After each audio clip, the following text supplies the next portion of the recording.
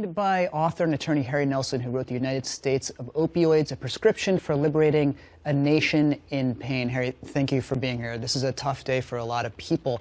And, you know, the family is essentially, that statement is so heartbreaking. And they said that this drug-related death was out of character for someone who'd accomplished so much in Major League Baseball. But what we know is that success isn't necessarily mutually exclusive with opioid abuse, isn't it? Yeah, absolutely. I think it's a mistake. A lot of times we see pictures of West Virginia and we think this is a disease of poverty. Just hits home that opioids are an equal opportunity killer, and fame and success don't translate to immunity. What we just heard there from the family, a statement that they're making. We have to stress that this is an allegation that perhaps there was someone in the Angels who was involved in getting these opioids to Tyler Skaggs. You know, again, and it's an allegation, but what does this say about the way that these sorts of drugs are disseminated? I think what we're seeing is it's harder and harder to get medication, opioid medication, from doctors, and so people are turning to the street.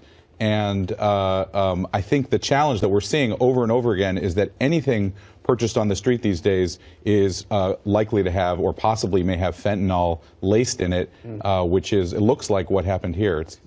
Now, as an attorney, I want to get into this legal analysis a little bit here. We're seeing so many headlines around what's happening with opioids in the courts. Just recently, the biggest headline was $572 million liability for Johnson & Johnson in an Oklahoma case. Yet that was just 5% of the $17 billion that the state was asking for. And Johnson & Johnson booked $82 billion in revenue last year. So where is this going now when we take opioids into the courts and look at the legal liability around these things? So we've got over 2,000 cases coming through the courts. This week was significant because the Johnson & Johnson case was the first case where an opioid maker actually took the risk of going to trial and ending up with a judgment. And I know there's a lot of back and forth about $572 million. Right. The reality is that the government estimate of what it's going to cost to actually stop overdoses, to treat addiction, is approaching $500 billion. So it's a drop in the bucket. And the bigger thing, we're going to be seeing a lot of settlements as the next opioid trials in Cleveland are set for October. The big thing to be asking and paying attention to is what's actually going to be done with the money. Are we actually going to do anything?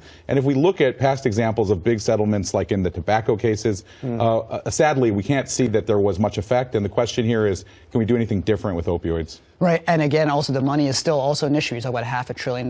This Oklahoma case does suggest that it might be something like $150 billion in settlements, which is still a drop in the bucket compared to what is really out there. And just the sad irony, too, is that tomorrow is International Drug Overdose Awareness Day. And I know there's some proactive things that people can do to up their competency around this stuff, right? Why don't you tell us about that? Yeah, so I think one of the lessons that this case highlights is that there's new things that we need to learn, right? If you are, again, if you're getting drugs on the street, people need to be smarter about where they get drugs. The message when I was growing up was just say no. Now the message is be smart, think about Narcan, and think about fentanyl test strips. Right. Well, we mourn for Tyler Skaggs today, and knowledge is power here. Thank you for bringing some knowledge today, Harry. Thanks for having me. Appreciate you. Thank you so much.